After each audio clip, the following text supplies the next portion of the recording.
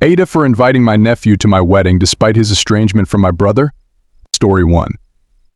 I 33M am marrying my fiancée 37M this winter. We're putting together the guest list to send the invitations out and have run into an issue over my nephew and my brother. My brother 38M was 18 when his girlfriend told him she was pregnant. They ended up moving in together and my brother decided to go to find work as a mechanic rather than go to college as he planned. My nephew was born a little while later. They got married when she told him she was pregnant with their second kid 15F and then had 2 more, both 10M. Ever since my nephew was born, he's been literally one of my favorite people. I babysat him plenty of times, same with my other nibblings, and have spent my 20s as their gunkle. My brother and me were close as kids and I've been close with his kids as well. 5 years ago, my brother found out my nephew wasn't his and his now ex-wife had been SL-epping with someone else at the time and had suspected my oldest nephew wasn't my brother's since he was a little kid. They ended up getting a divorce and my brother didn't seek custody of my oldest nephew and said he didn't want to see him. He told me that he needed time to process and would try to patch things up later. That idea was kind of ruined when my nephew turned up at my brother's apartment begging to talk. It turned into an argument between them. For context, our father had just passed a couple of months earlier. During the argument, my nephew said something along the lines of, "No wonder mom f-ked somebody else. I bet grandpa hated you." My brother cut things off then and there and has refused to see my nephew since. I stepped in as the main male figure in my nephew's life, much as I dislike my ex-Sil. I even took him out for his 18th birthday and took him looking at universities, and he now goes to my alma mater. I asked my brother how he wants to handle the seating situation if they don't want to be close together. My brother was angry I'd even invite my nephew after everything that happened. He said it'd be like inviting my ex-Sil. He's not family, he's just the prick who disrespected our dad. I said he's being petty and childish, taking the words of a scared and angry 14-year-old so personally. He was a kid who said something HTD because his entire world was falling apart and the person he'd relied on for his whole life was suddenly pulling away. And instead of being understanding and doing family therapy or something like a grown-up, my brother decided to give adult weight to a teenager's words and cut him off completely. My nephew has said he's okay with not going if it's causing an issue, but I told him not to be ridiculous. He's important to me and I want him there for when I marry my person. I told him he shouldn't let my brother's inability to let go be his problem. My fiancé agrees with me. My mom and sister both say I need to see it from my brother's perspective. I think he's just being petty. AITA? First comment. NTA by a mile. You're absolutely right to stand by your nephew and include him in your wedding. Your nephew is clearly an important part of your life, and you've stepped up to be there for him when his world fell apart. He needs that stability and love now more than ever, especially after being rejected by the person he thought was his father for most of his life.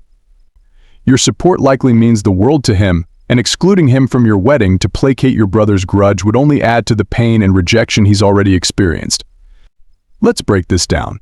Teenagers say stupid things. Your nephew was a kid going through an incredibly traumatic experience. Finding out that the man you believe to be your father for your entire life isn't actually your biological father would turn anyone's world upside down. Teenagers are known for saying things they don't mean when they're angry or scared. Your brother should recognize that and not hold a grudge over something said in a moment of heightened emotion and pain. Expecting adult-level maturity from a kid in that situation is unrealistic and unfair. Your brother's reaction, while it's understandable that your brother was hurt by the revelation and the subsequent argument, his reaction is extreme. It's been 5 years, and instead of finding a way to heal or move forward, he's holding on to anger and resentment. His refusal to even consider reconciliation, despite your nephew's attempts to reach out, speaks more to his own issues than to anything your nephew did. The grudge isn't just about what was said, it's about unresolved pain and betrayal. But that's something your brother should work through, ideally in therapy, rather than taking it out on a young man who's also hurting. Family dynamics. Your brother's demand to exclude your nephew is trying to force you to choose sides. Weddings are about celebrating love and bringing people together, not about deepening family divides. Your brother has no right to dictate who you consider family and who you want to share your special day with. By excluding your nephew, you'd be reinforcing your brother's narrative that his grudge is more important than the relationships you've built and the love you have for your nephew. Your support matters. By standing by your nephew, you're showing him that he still has a place in the family, that he's still loved, and that he's not alone. This support could be pivotal in his healing process. It's also important for him to see that not everyone is willing to cast him aside based on circumstances beyond his control. Your brother's refusal to move past his anger is his issue to deal with, not yours. You're not responsible for managing his emotions or protecting him from his own unresolved feelings. By inviting your nephew, you're honoring the bond you have with him and making it clear that he matters to you. Your brother may need time to come to terms with that, but ultimately, his inability to let go shouldn't dictate your choices or your wedding day. Stick to your guns, and don't let anyone make you feel guilty for choosing love, understanding, and support over petty grudges. You're not being insensitive, you're being compassionate and kind, and that makes you far from an asshole. Second comment. NTA.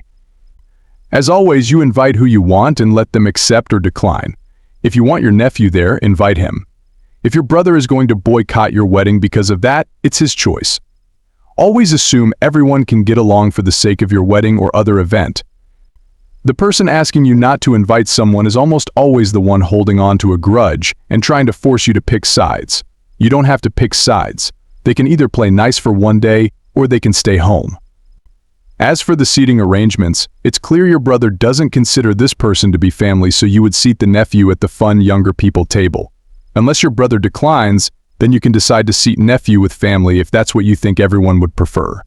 Third comment. TA and your brother is. Your nephew is completely innocent and didn't do anything to cause any of this, had a completely understandable reaction when the only father he's ever known tried to pull away from him. Honestly, he should be ashamed of the way he's treating this kid he has raised as his own all these years, and you should be embarrassed for him. That would be the route I'd be taking. I'd be going full support to the nephew and to hell with everyone else. My nephew is a child who was in no way responsible for anything that has happened in my brother's life. My brother is the only father he's ever known, and that father is now treating him like he wishes he didn't exist. I'm embarrassed and ashamed that my own brother would treat an innocent child this way, especially one that he has raised his whole life. This kid didn't do anything to deserve this treatment, and my brother is supposed to be the adult in this situation. I'm appalled that this is even an issue to anyone in this family. My nephew is my family, will always be my family, and will be at my wedding. That is not even up for discussion. Anyone who doesn't like that or feels like they have anything else to say about it is free to not attend. And I'm serious. If you don't think of him as family, then don't come to my wedding. Anyone not supporting nephew, an innocent child in all of this, should be ashamed of themselves. Story 2. AITA for calling my Sil's husband and interfering and telling him to keep his judgmental comments to himself. Not the a-hole. I'm 28, adopted. My parents were older 50s when they became my parents. They had fostered for many years and had known my birth mother kinda. My birth mother did not want children but lived with a family who was very anti-abortion and restricted her access to one when she found out she was pregnant with me. So she decided I should be adopted and wanted my parents to be the ones who raised me. My birth mother is not someone I met, but 18 years after I was born she wrote to my parents to thank them for what they did and gave a life update to pass along to me. She had no children, never married, but lived the life she had wanted since she was a child. She also thanked them for keeping me from her family, that she did not want them getting their claws into me, her words. Her family have tried reaching out to me over the years, but I always ignored them and have no intention of responding. That's my history and background. I'm now married to my wonderful husband Luke, 29, and still very close to my parents, who are thankfully still with us. They're also still as amazing as when I was a kid. My Sil husband's sister is married to a man called Aaron, and this is who I called an Aaron has a half-sibling who was placed for adoption years before he was born, his father's child. He and his siblings have tried to make contact with this half-sibling and were told he was not interested. He then learned that his grandparents had offered to raise the half-sibling, but the birth mother chose to place him for adoption instead. This has filled Aaron with some issues regarding adoption and adoptees not wanting contact. He knows that I'm adopted and that I do not wish to know my birth family. This pisses him off endlessly. He brings it up whenever we see him, and my husband has told him repeatedly to drop it, and he also started spending less time with his sister and Aaron as a result. We attended a family birthday party over the weekend, and Aaron approached me and shamed me for not letting my real family get to know me and have me in their lives. He called me selfish, said my parents were selfish for adopting me when they were way too old and had already been unable to have kids. He said it was selfish to keep me from my real flesh and blood family.